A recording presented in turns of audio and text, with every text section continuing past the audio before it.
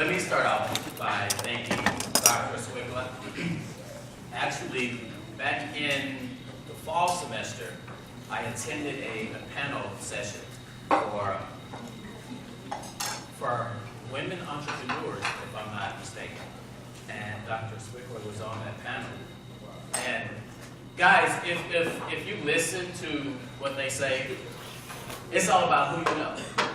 And so many people complain about not being able to get a job because it's all about who you know.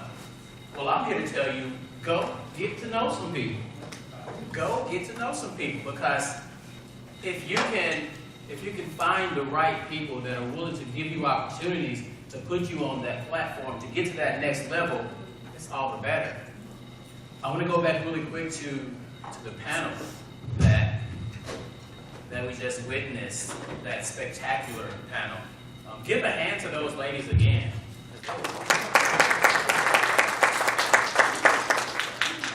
You tend to know when you're in good company, because they're saying some of the same things that you tell people every single day. So I was telling Dr. Mary Moore over here just a few minutes ago, y'all stole all my material.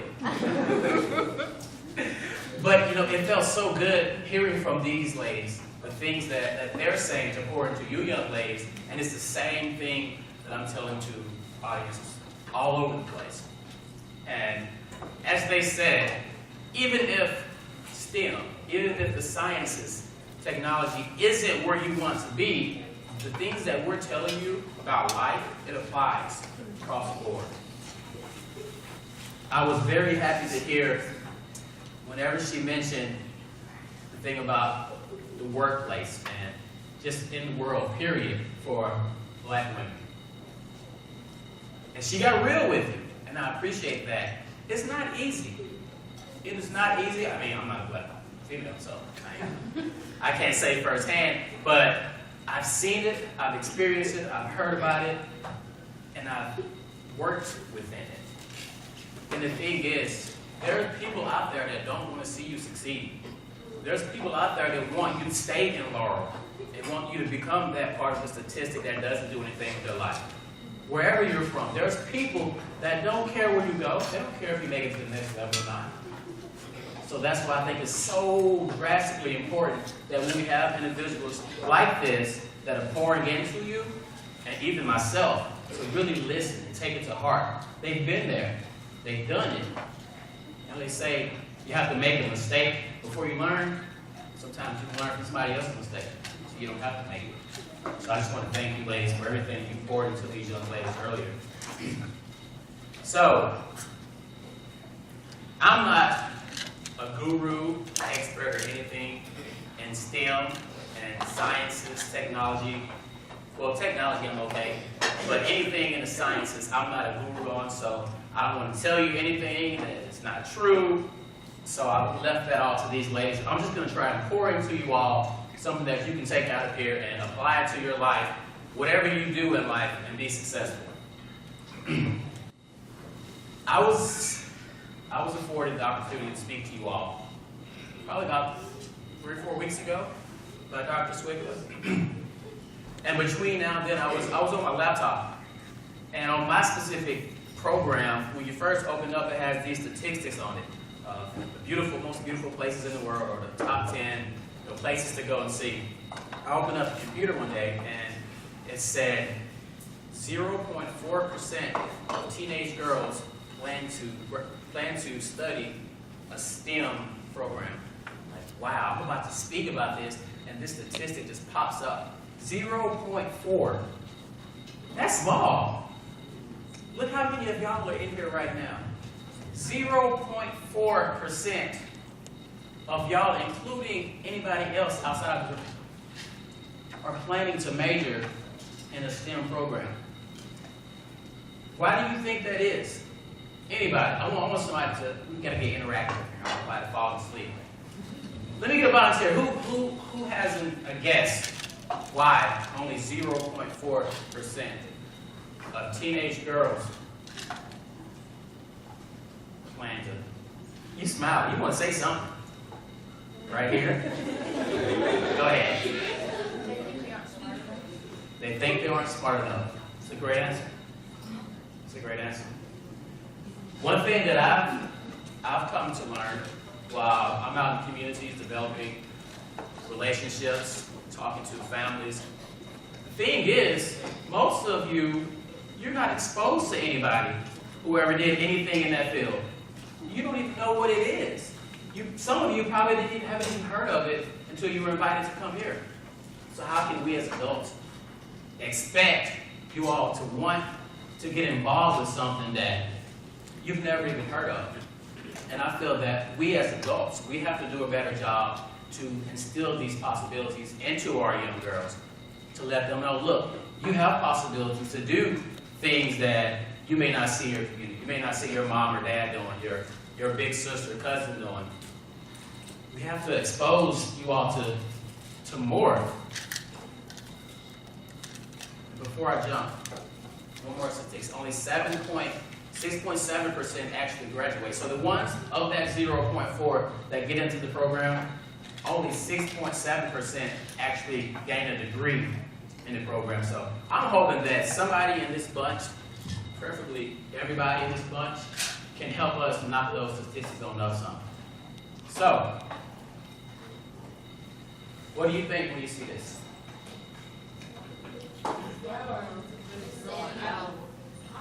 Stands out. Why does it stand out?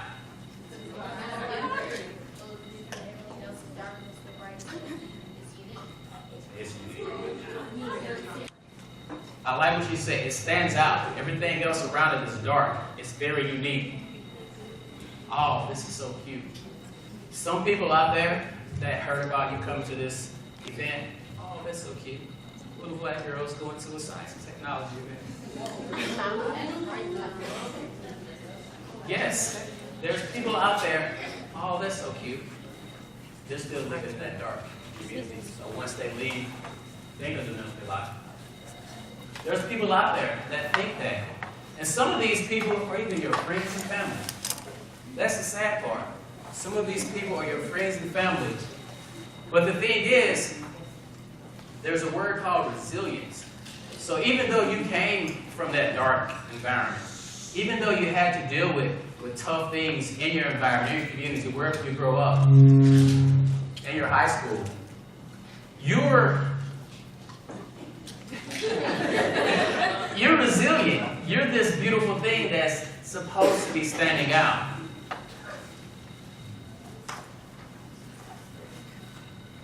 What happened here?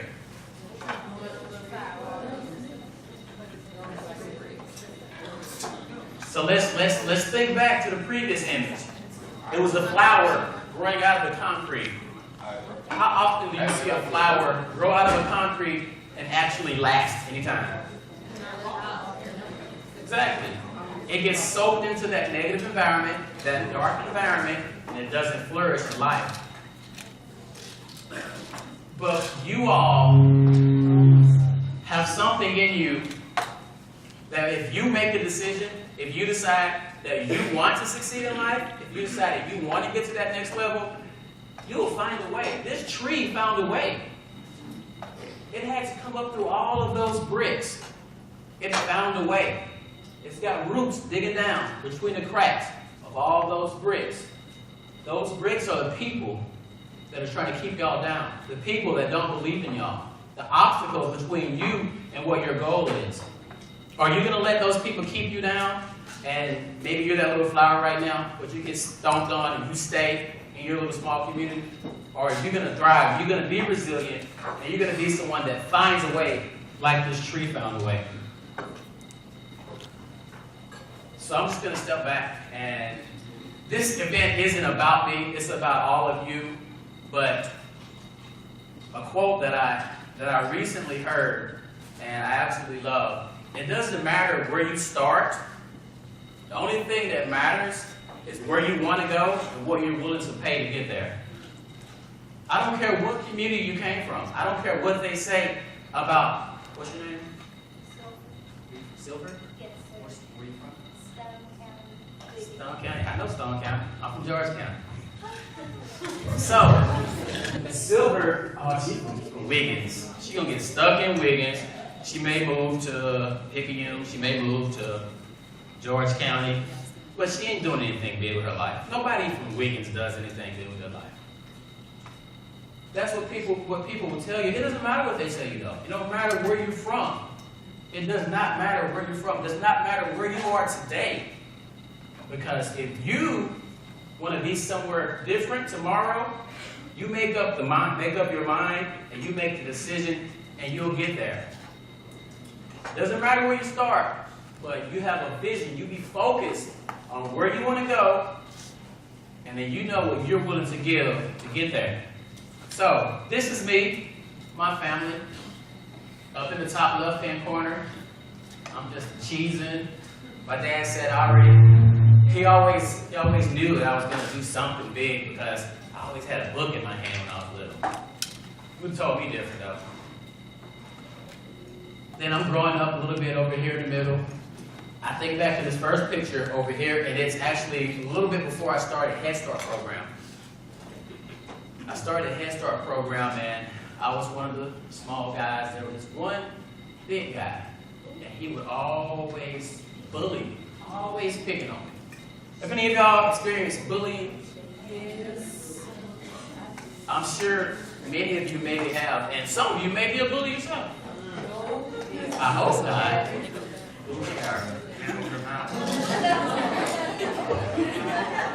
But that was a part of my beginning. That was a piece of where I started. I started out being the underdog, being bullied, and having people that saw me over here being taken advantage of. I grew up a little bit. I was a little more confident. I started playing baseball. So I got more and more friends. I was pretty good, so some of the girls started liking me. That don't happen no more because I'm old and great now. And then this is my family up here. Well, my siblings. My oldest sister, my baby sister, myself, and my brother. I grew up into middle school, and the bullying picked up more. I remember I was in the hallway one day, and there was this guy. He was probably about 2 years older than me, but in the same grade.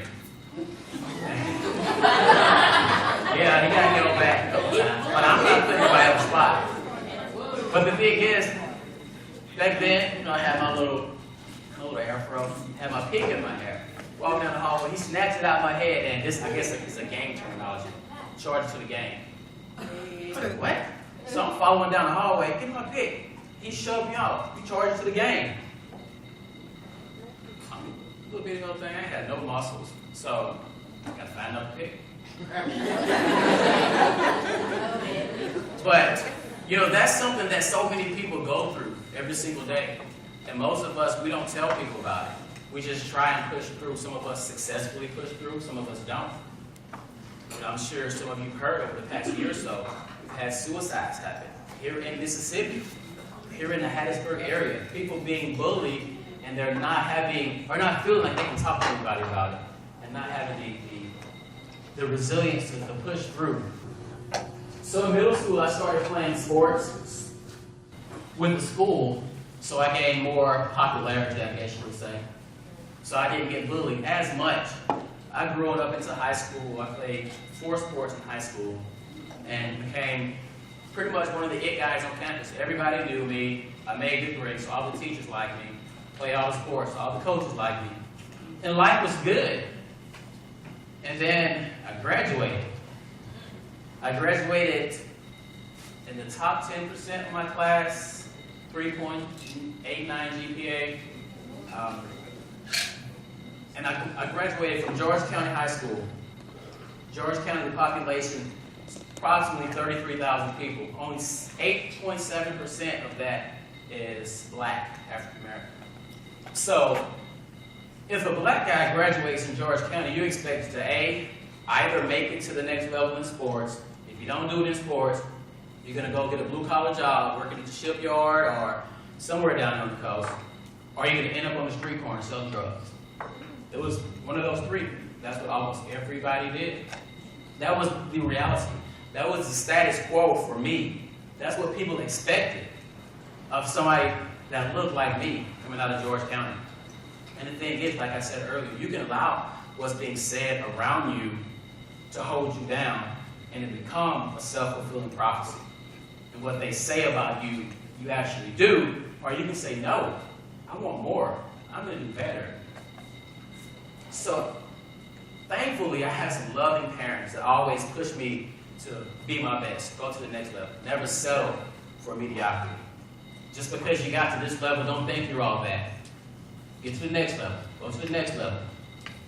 So I graduated, and I only applied to one university. And when you were speaking, Dr. Moore, earlier, about you would have applied to more schools, I'm like, dang, I only applied to one. So she probably could have gave me some 16-year-old advice. I applied to one university. I knew I had the grades for it. I knew this is where I wanted to go. But now, if I look back, I would have applied to more universities. But then at the same time, I don't know. Because once I got here to USM, I had freedom. When I was in high school, my parents, okay, football game over with, come on home. You ain't going to hang out. What time the games ends? 8 o'clock? 8:30, you need to be home. That's the way life was for me. It was normal for me, though. And I had lots of boys, a lot of my homeboys that hanging out all times of night.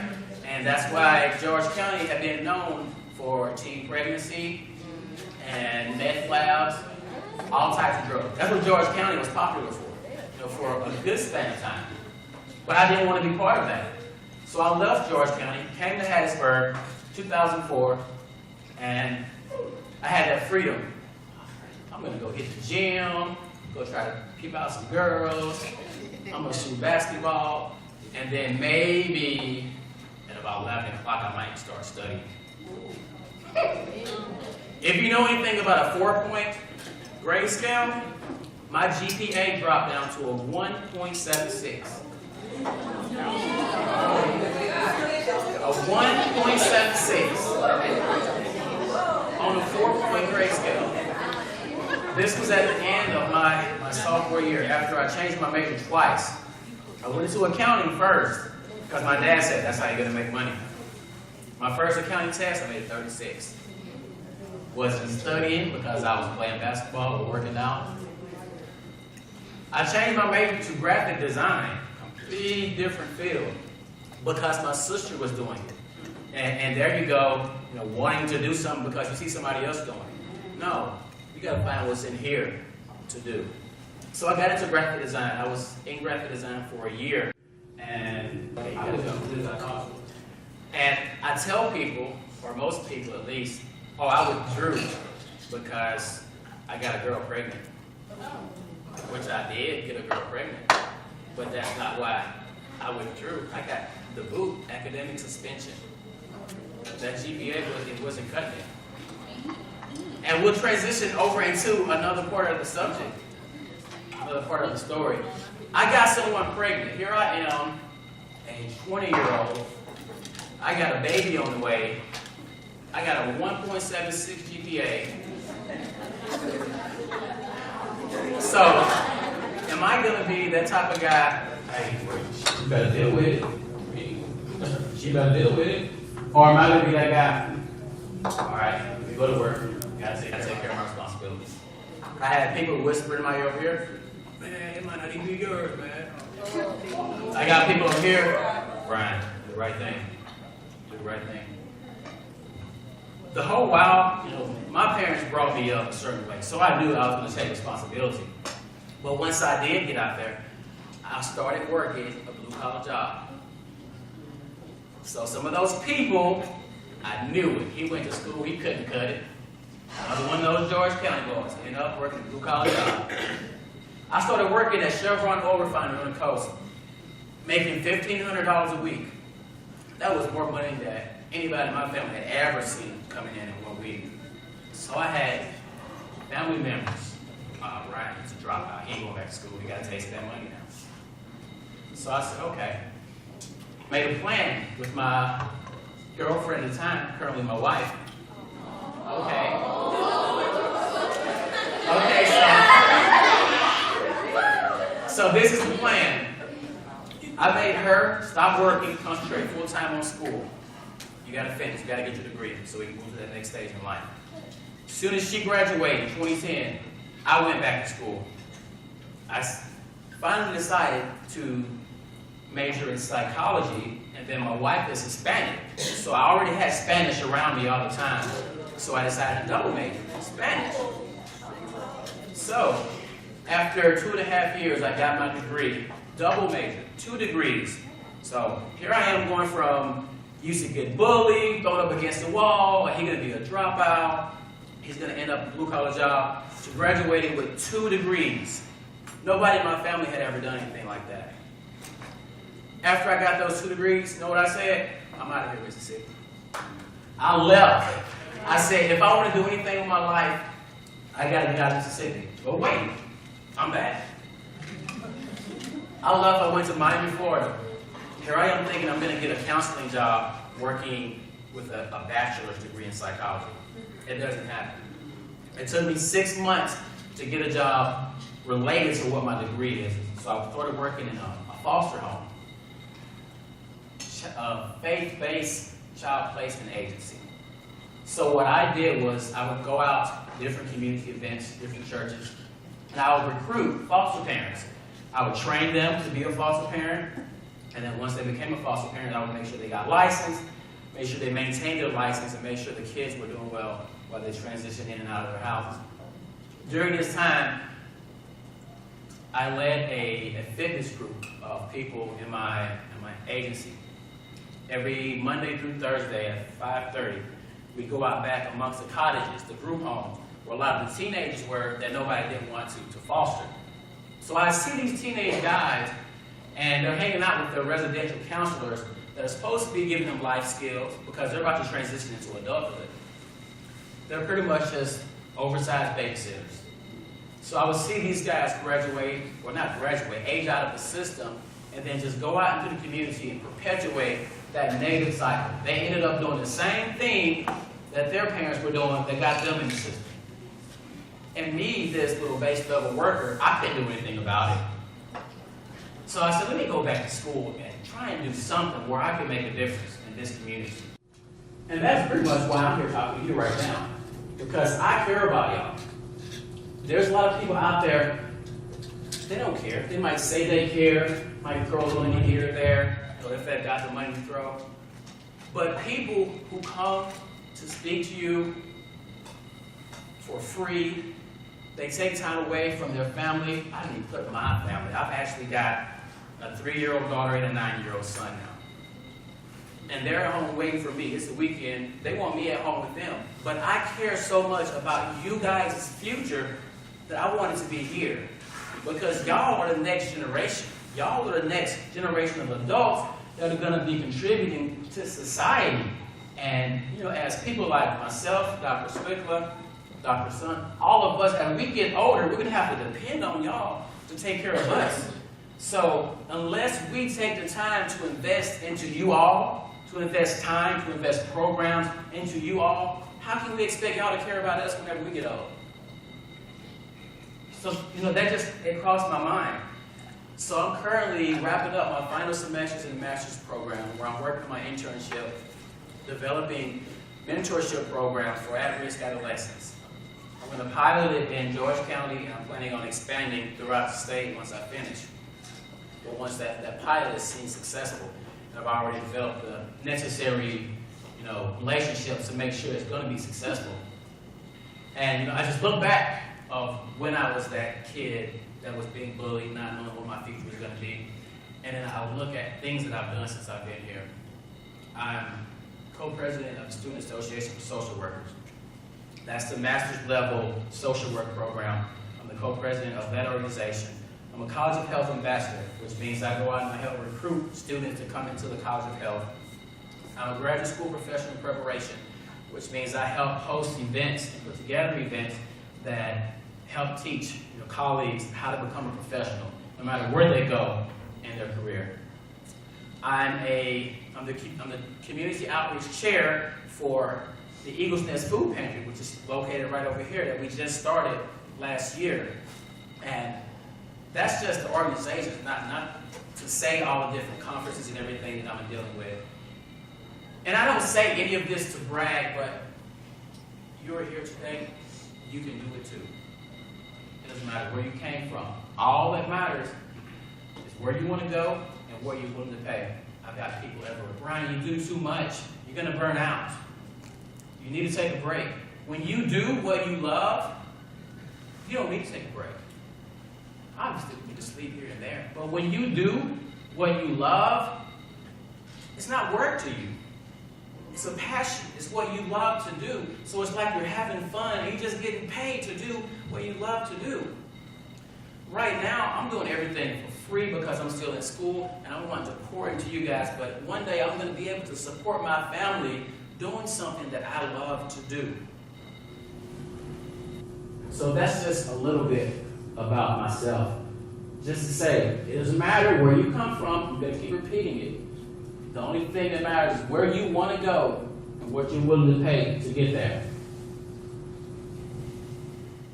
Believe in the unseen. Do you know what this is?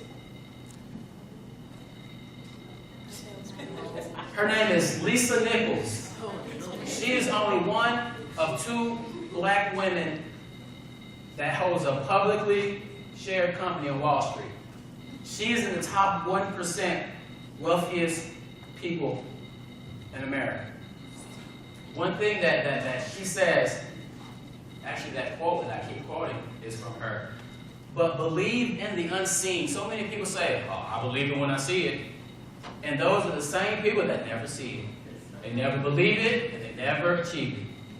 If you want to get somewhere in life, you can't wait until you see the possibility. You have to visualize it. You have to say, okay, this is what I want. Maybe it's far-fetched, maybe it's difficult, but who wants easy? Who wants to take the easy road? Not me. Visualize what you want to be. Visualize where you want to be in the future and realize that there are obstacles along here and that goal. Finishing high school, those doubters, those negative people, those friends that may be a distraction, getting into college, or even if you don't get into college or don't decide to go to college, and you have something going on within your senior year that you become an entrepreneur, and you start down that path, you got to realize there's a goal and there's so much crap between where you are now and that goal. But if you visualize it and you believe that you can do it, you believe that you can achieve it, you will get there. But only if you get to know the right people, put yourself out there, and not afraid to take chances.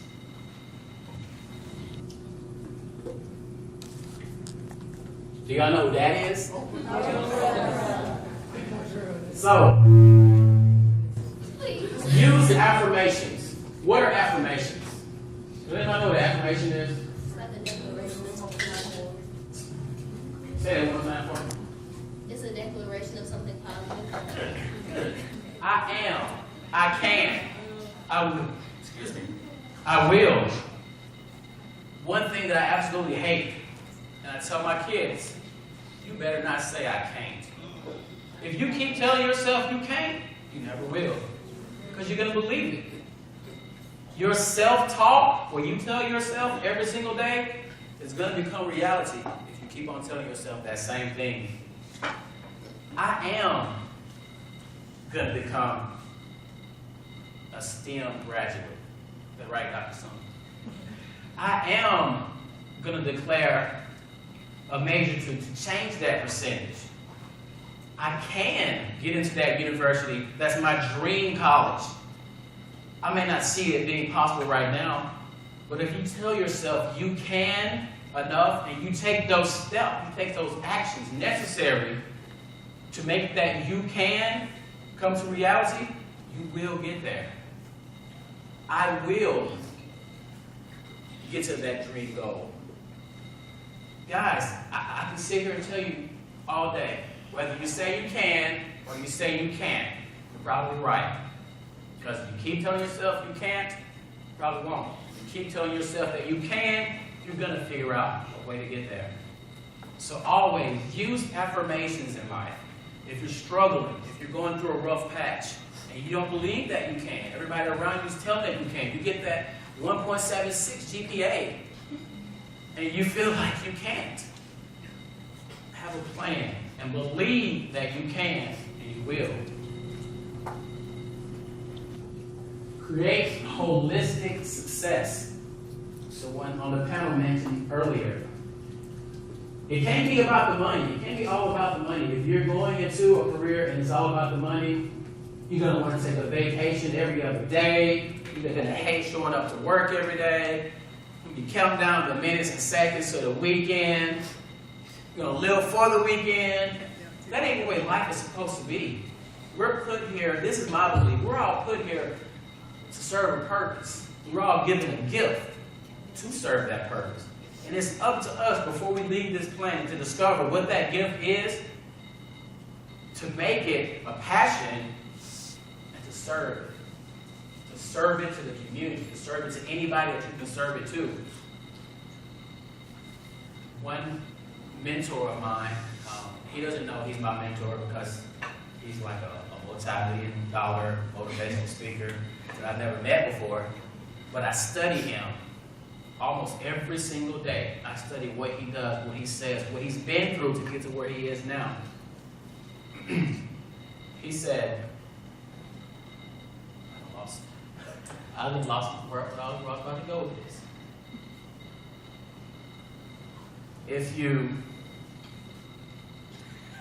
I lost where I'm about to go. We're gonna move on, and it's gonna come back to me. But at the end of the day, if you're doing something that you love, it's not like a job to you. So like I said, some of the best ideas, some of the inventions that were never brought to fruition, some of the musicians that were never heard are in the graveyard because they never believed enough in themselves, and they never thought about their passions the way they should have to really bring it to life, bring it to fruition, and show the world, because they were all about the money. So just keep that in mind. Yes, we want to make money, we want to support our family, but at the same time, we need to love what we're doing. Do something different. Do something different. And I wanted to make sure that I remember what I wanted to mention with this. That's what's expected of me. And I can't become, a professional in computer science because nobody in my family has ever done that. But if you start now, you start small, you start making connections with the people that have done it. You start distancing yourself a little bit from the people that are telling you that you can't, and from the people that are saying you need to do this instead. You're going to get that much more close to where you want to get to. So, coding. Let me see a show of hands. Who all has even tried coding before coming to this event? So that's about half. So about half of you had never even done this before you came to this event. So you're taking that step already of doing something different. And until you are brave enough to take that step, take that leap of faith, you're never really going to get everything out of life that you can. Steve Harvey says, he has this little spiel that he gives on jumping. So many of us, we see successful people just soaring by,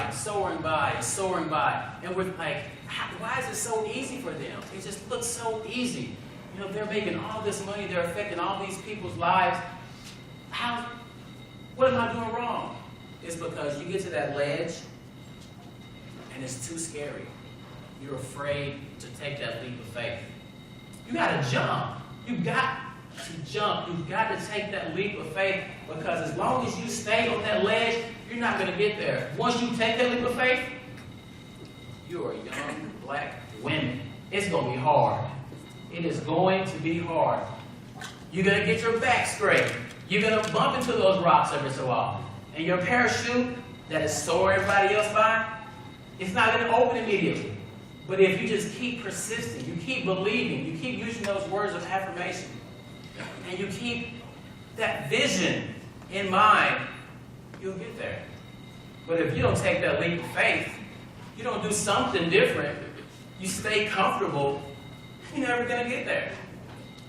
Another thing that Miss Lisa Nichols says, convenience and your conviction don't live in the same neighborhood. You have to sign up for inconvenience if you want to be successful.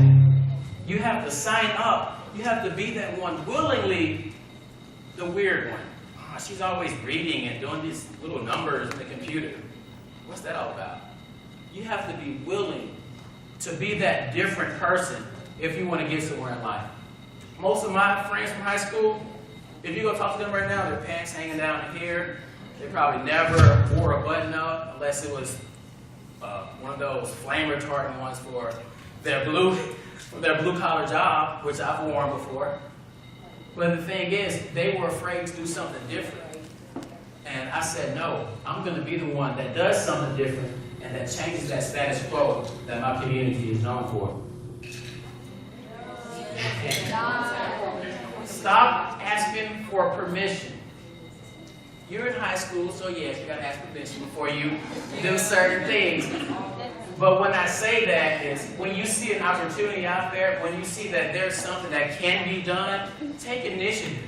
Be the person that steps up to do this without being asked. Or without having, can I do that? Yes, you can do it. But you have to take that initiative, and you have to want to do it before you can actually succeed at it. And so many people are afraid to ask that permission, so they never get to really experience the things that they really can get out of life. Disrupt your soil. Does anybody have an idea of what that might mean? Somebody said foundation. She said foundation. Unlearn your old habits and beliefs. There's some of us in this room right here that have parents that tell us stuff every single day that their parents told them and that their parents told them that don't apply no more. It does not apply anymore. And this computer age, things are changing. And we're always saying, learn. You need to learn this, you need to learn that. You need to unlearn some of those things first so you can make room to learn new things. Not to disgrace anybody's parents, but they're living in yesterday's world. You're living in tomorrow's world. So take respectfully what they tell you, but also know that things are changing. Some of those things you tell me, Mama, it just don't work no more. And then you start implementing some of the new things that you are learning that's going to help you get to where you want to get to in life. Dream big. If you have, some of you older ones of us, if you have kids, or even y'all, when y'all were kids, when we were kids, we used to play with these little race cars and these doll houses. I'm going to have a house just like this when I get big. I'm going to have a car just like this. And then life happens. You can't afford a car like that. You'll never be in a house like that. So our dreams go from here and they shrink down into the little box that society wants to conform us to. Everybody around us, no, you need to do this. It's going to be easier. It's more realistic. No. We're changing what's realistic every single day. If you look back 100 years ago and you told someone, oh, we're going to fly someone across the ocean in this long cylindrical tube airplane, they would have thought you were crazy. That wasn't reality. If you told someone 100 years ago, 50 years ago, that I'm going to have this little device that fits in my hand, and I'm going to be able to say something, and somebody on the other side of the world is going to be able to hear it within a second, that puts you in an insane asylum. You're crazy. That was reality, though. And we have to realize that reality is changing every single day. And unless we continue to dream big, and connect ourselves with those people that are helping foster those dreams for us to get to that next level. The mentors. It don't matter how successful you are. It does not matter. You need a mentor. Michael Jordan, one of the best basketball players to ever live. He had a mentor. Don't be ashamed of having a mentor.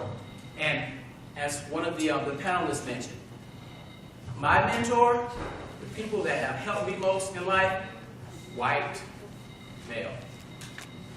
And so many people, a white person can't do nothing for me. There's too many people out there that have that mentality. I started in network marketing, pretty much online business, back in 2012. I knew anything what I was doing, but somebody saw something in me that said, okay, this guy, he's going to be successful somehow. I don't know how, but let me keep an eye on him. There was one night, I had been posting all these negative comments on Facebook, and this one guy that was somewhere in my organization, he called me up. We talked, Ryan. I've seen what you've been posting. I've seen what you've been, how you've been acting, and that's not you. I see something in you that you might not see, but I see something in you. And this guy, if it wasn't for him, I feel like I would have dropped back into that 40-40-40 mentality where, okay, I'm just going to hope I can graduate and beg for a job and work 4 years doing whatever I can do and then retire. But he saw the entrepreneurial spirit in me. He said, no, Brian, you can do more. Reach out to those people that see that in you. There are people that want to see you succeed. There are people that want to have power, people that have money, that have influence. They want to see you succeed, but most of the time they've got so many people that they're working with that you might just float on by, and you could have had an opportunity to work with this person and really get out of life what you deserve out of life. And I just like to say, if I were to look back and ask myself in high school, will I be here where I am today, doing the things that I do today, speaking all over the state to kids, developing a program, and doing all these things to help other people's lives? Not me. Because the older I got, the more that dream started to dwindle. So I just want to leave you guys with this. Dream big. Set your expectations for yourself high. High. You want to set goals so high that people think you're crazy. But once you inch closer and closer to that goal, those people are going to want to come work with you. Those people are going to want to be your friend. Those people are going to want, hey, can I hold something? Expectations for yourself high. Goals for yourself high. Even if you don't get to them, you're going to continuously be growing. On that note, I thank you all for your time. And if you have any questions, I'll be there.